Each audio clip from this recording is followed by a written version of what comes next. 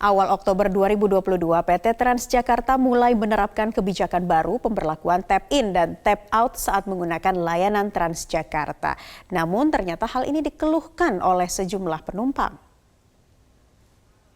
Di awal pemberlakuan sistem tap-in dan tap-out, pemirsa, banyak pengguna layanan Transjakarta yang mengeluh karena dianggap kurang sosialisasi, sehingga mengakibatkan pengguna bingung dan dampaknya terjadi antrean yang cukup panjang. Namun penumpang bus Transjakarta kembali mengeluhkan saldo yang terpotong 2 kali usai melakukan proses tap-in dan tap-out. Keluhan ini ramai disuarakan pengguna moda transportasi Transjakarta melalui media sosial yang langsung mendapat respon dari pihak PT Transjakarta melalui akun resminya. PT Transjakarta mengaku telah menerima sebanyak 664 aduan dan telah ditindaklanjuti.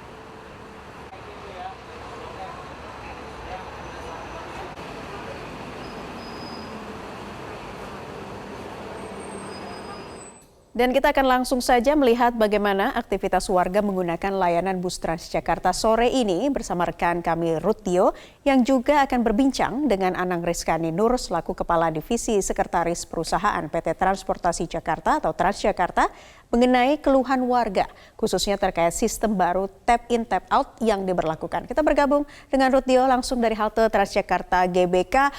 Dio, bagaimana dengan aktivitas halte Transjakarta sore ini dan apa informasi yang bisa Anda sampaikan langsung dari sana? Iya, selamat sore Naila dan juga pemirsa. Saat ini situasi dan kondisi di halte GBK tepat yang berada di lokasi Jakarta Selatan ini terpantau kondusif dan kami juga tidak melihat adanya penumpukan penumpang yang mengantri pada saat tap-in ataupun tap-out. Karena pada jam-jam sekarang adalah masih belum memasuki jam-jam crowded ataupun ramai di beberapa halte yang berlokasi di Jakarta. Untuk pemberlakuan aturan tap-in dan juga tap-out ini sudah berjalan kurang lebih selama 3 minggu atau 1 bulan, di mana aturan yang sudah diterapkan oleh PT Transportasi Jakarta adalah bagi seluruh penumpang yang akan menggunakan moda transportasi Transjakarta ini wajib melakukan tap-in dan juga tap-out. Dan juga disusul dengan beberapa macam ataupun aturan yang diberlakukan seperti misalnya saldo dari kartu uang elektronik atau KUE ini minimal sebesar nominal Rp5.000. Jika nominal daripada kartu uang elektronik tersebut di bawah Rp5.000, maka untuk pengguna transportasi Transjakarta ini tidak bisa digunakan. Selain itu juga jika para penumpang yang sudah melakukan tap-in namun belum melakukan tap-out, maka otomatis kartu tersebut akan terblokir. Peraturan ataupun pemberlakuan aturan tap-in dan juga tap-out ini menyusul beberapa aturan, yaitu tarif integrasi antar moda transportasi yang ada di beberapa wilayah di DKI Jakarta. Kalau dulu untuk proses tap-in ataupun membayar transportasi Transjakarta ini dilakukan tap-in, otomatis saldo terpotong. Namun sekarang ini berbeda, saldo akan otomatis terpotong pada saat tap-out.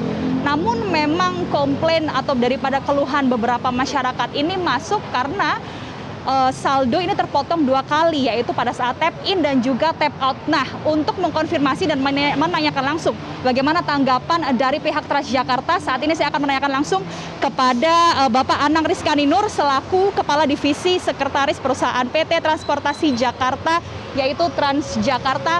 Bapak, selamat sore Bapak. Bapak mungkin bisa dijelaskan bagaimana tanggapannya terkait dengan keluhan masyarakat yang banyak dikeluhkan di media sosial, Pak? Saya kira selama 3 minggu ini sekarang sudah keluhan itu sudah semakin sedikit, antrian sudah tidak ada, masyarakat sudah tahu bahwa harus tap in dan tap out. Yang paling penting adalah tap in dan tap out itu dilakukan, itu saja saya kira.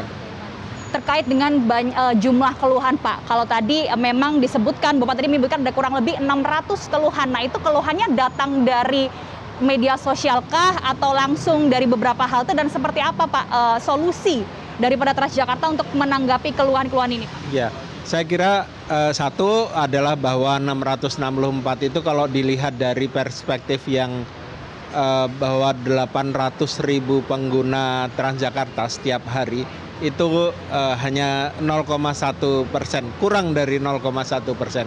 Yang kedua adalah yang kita lakukan selama 3 minggu itu adalah mendapatkan informasi mengenai keluhan itu dari media sosial kita. yang kita sarankan agar segera melakukan mengirimkan keluhan itu kepada PT Jaklingko Indonesia.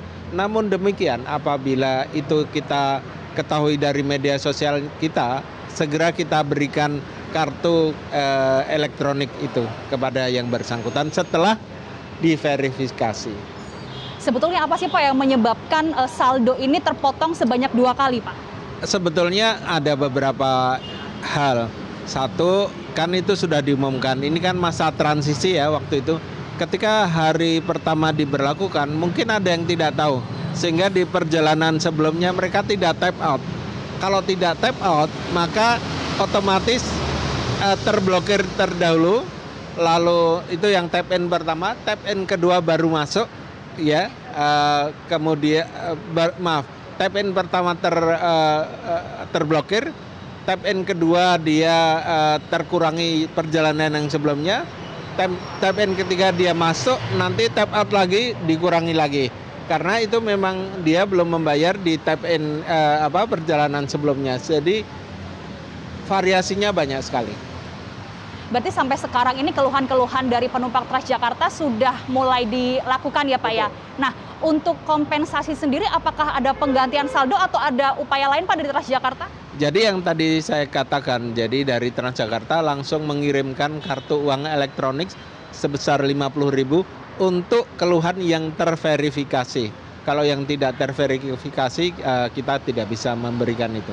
Dilihat dari mana Pak verifikasi data yang dilakukan itu? Jadi bisa diketahui identitasnya, yang kemudian kejadiannya di mana, kapan, di base yang mana dan sebagainya. Jadi itu verifikasi untuk melihat apakah di sistem di halte atau ya di halte tersebut memang ada masalah pada hari itu. Jadi itu yang dikonfirmasi.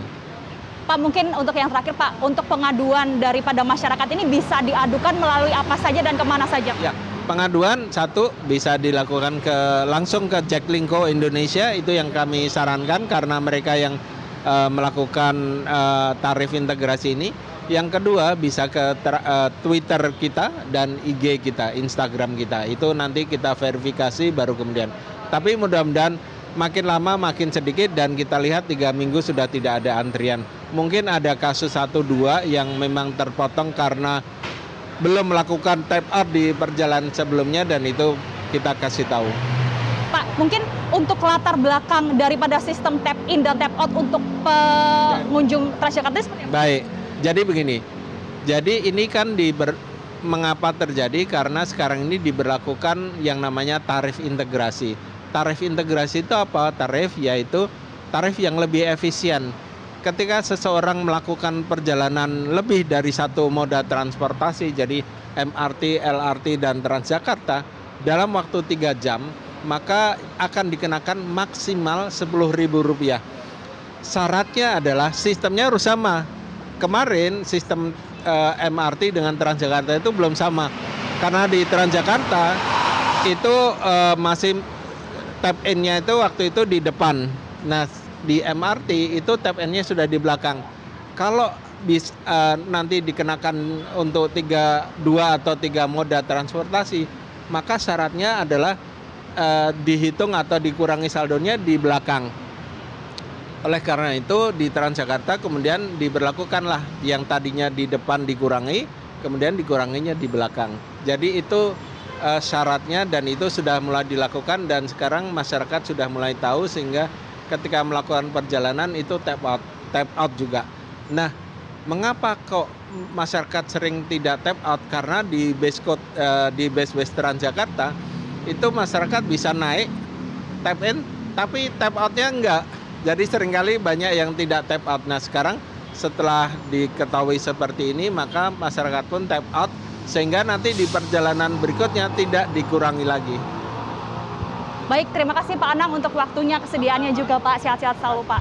Ya pemirsa, Naila dan juga pemirsa, memang sejumlah kompensasi ini memang sudah dilakukan oleh Transjakarta untuk menerima keluhan-keluhan yang diterima oleh pengguna transportasi umum terlebih dari Transjakarta, yaitu mereka yang mengeluhkan melalui media sosial baik dari Twitter ataupun Instagram dan memberikan verifikasi data mulai dari nama, alamat yang sesuai dengan KTP, maka akan mendapatkan kompensasi yaitu berupa kartu uang elektronik senilai Rp50.000.